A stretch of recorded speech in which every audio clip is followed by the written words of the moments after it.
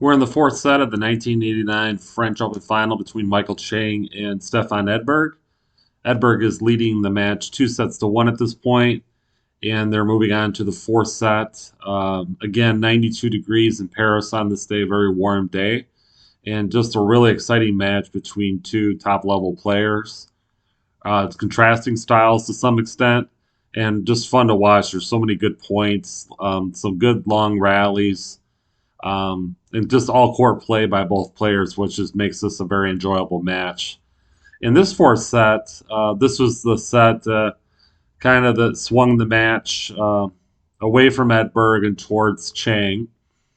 After having rewatched the Lendl McEnroe 1984 final, I see a lot of similarities here, and even Bud Collins and Dick Edberg even made note of the similarities too during this match. This was really the set that got away from Edberg. Um, and Chang showed his fighting spirit just like Lendl did 5 years before. Now, right off the bat, Edberg broke Chang to go up one love, and then Michaels showed his first fighting spirit in the match by breaking him right back.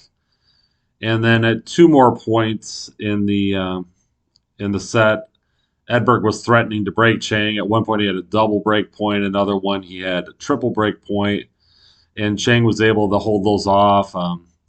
Edberg even got more break points on the deuce after it went to deuce, and he still couldn't hold it, couldn't break through and get the break that he needed. Just like McEnroe in '84, he was really just five. At one point, he was just 5 points away from winning.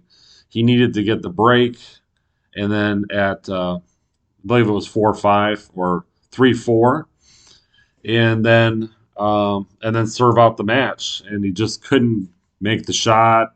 Errors, volleys into the net. Chang making good shots. Chang blasting off winners. Just wasn't meant to be for Edberg. This was sort of his opportunity. This was the only leg of the Grand Slam that he never won, and he did make it to this final. We still have to go through the fifth set, of course. But this was Edberg's missed opportunity. But again, just like McEnroe, and just like I've read about in a book written by Joel Drucker on Why I Love Jimmy Connors. Jimmy Connors Saved My Life was the name of the book. A very good biography of Jimmy Connors.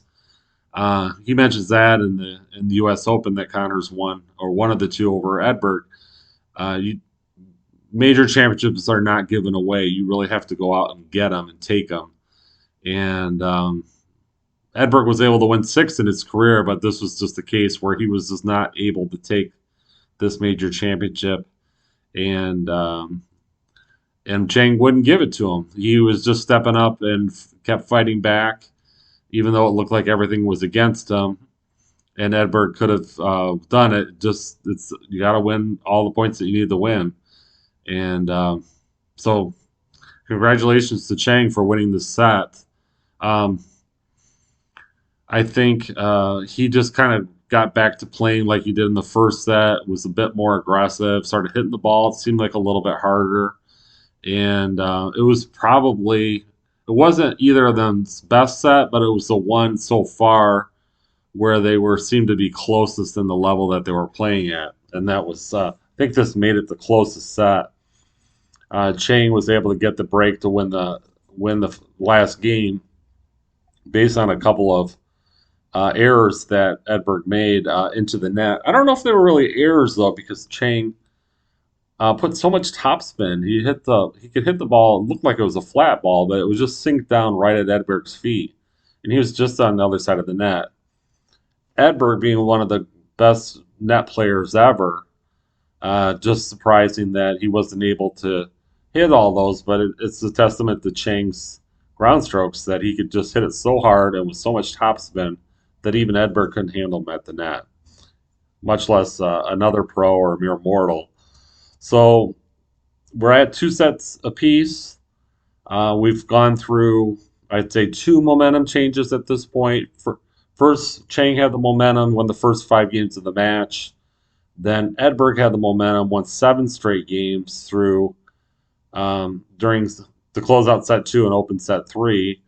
And now you'd have to say Chang has some momentum, although not quite as strongly as in either the first two instances or the first instance, but he definitely has a bit of a lift going up here into the fifth set. So we'll see what happens in the fifth set. Really great match, really well played, and some fun points to watch. And looking forward to an exciting fifth set to conclude this match.